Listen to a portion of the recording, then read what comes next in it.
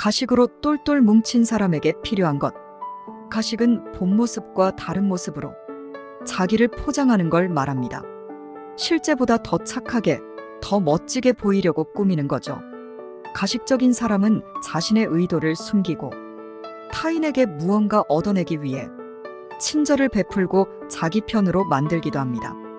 그렇게 위선의 가면을 쓰고 자신의 세력을 만들고 목표를 성취해 나갑니다. 귀여운 가식도 있지만 말과 행동이 무섭도록 싹 바뀌는 인간들도 있습니다. 상황에 따라 성격을 바꾸는 이중인격자, 삼중인격자 같은 사람들도 있습니다.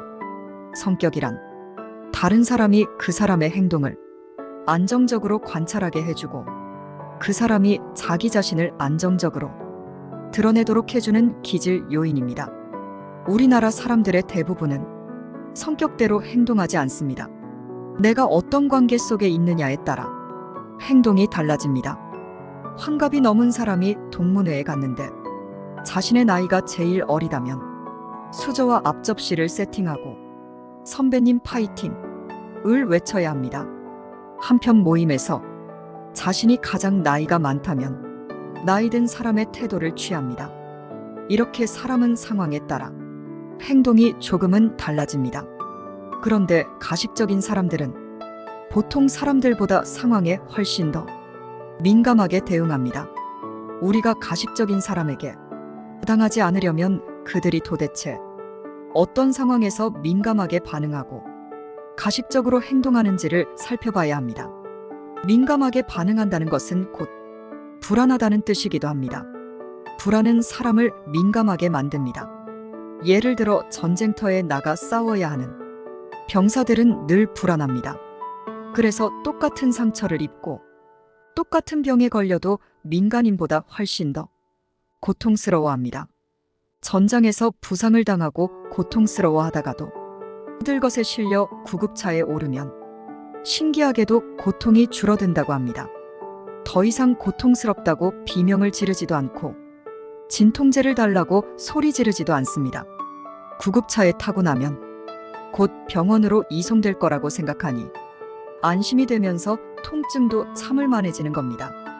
불안하면 더 예민해지고 같은 통증도 더 강하게 느낍니다. 그러면 가식적인 사람들은 무엇 때문에 그렇게 불안을 느끼는 걸까요? 바로 고립입니다. 어느 쪽에서도 어느 상황에서도 고립되고 싶지 않은 겁니다. 가식적인 사람은 학교 생활이나 직장 생활을 하다가 사회적으로 심하게 고립된 경험을 해봤을 확률이 높습니다. 누구나 그런 경험이 있게 마련이지만 가식적인 사람들에게는 그 경험이 지나치게 각인되었던 겁니다. 그래서 그들은 소외되고 따돌림 당하는 걸 몹시 두려워합니다. 그러니 상사가 있을 때는 상사한테 따돌림 받기 싫으니까 착한 척 하다가 팀원들하고만 있을 때는 화를 억누르지 못하는 겁니다. 이런 가식적인 모습을 본 사람들은 그 사람을 경계할 것이고 이런 일은 악순환되는 것입니다. 가식적인 사람들은 마음의 상처가 많고 자기를 사랑하지 못하는 사람들입니다. 가식적인 사람들은 대개 자존감은 낮은데 자만감이 높습니다. 상황에 적극적으로 대처할 수 있는 사회적 기술을 가지고 있다면 자신감도 있을 겁니다. 자신감도 있고 자만감도 있는데 자존감만 없는 겁니다. 좀 더 넓게 생각해서 가식적인 사람을 근본적으로 이해해 봅시다. 그 사람이 가식적인 이유는 따돌림 받기 싫다는 불안감이 크기 때문이라고 했습니다. 그래서 그 사람한테 어느 정도 구속력을 행사한다면 그의 가식적인 모습이 좀 줄어들 수 있습니다. 그들에게는 강하게 구속하는 리더가 필요합니다. 강한 리더십 안에서 오히려 편안함을 느낍니다. 보스의 강한 명령을 받고 있으니 꽉 붙들려 있다는 느낌을 받는 것입니다. 구속해주고 장악해주면 고립될까봐 불안한 마음은 점차 사라지게 됩니다. 가식적이고 위선적인 사람은 불안한 사람입니다. 사실 그 불안을 다른 사람이 해결해 줄 수는 없습니다.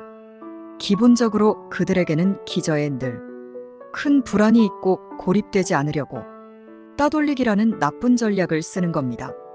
그런데 그 사람이 일은 어느 정도 잘해서 조직에 필요한 사람이고 함께 가야 하는 사람이라면 좀 더 강하고 장악력 있는 리더와 함께 일하도록 환경을 만들어주면 나쁜 행동을 방지할 수도 있습니다. 함께 해주셔서 감사합니다.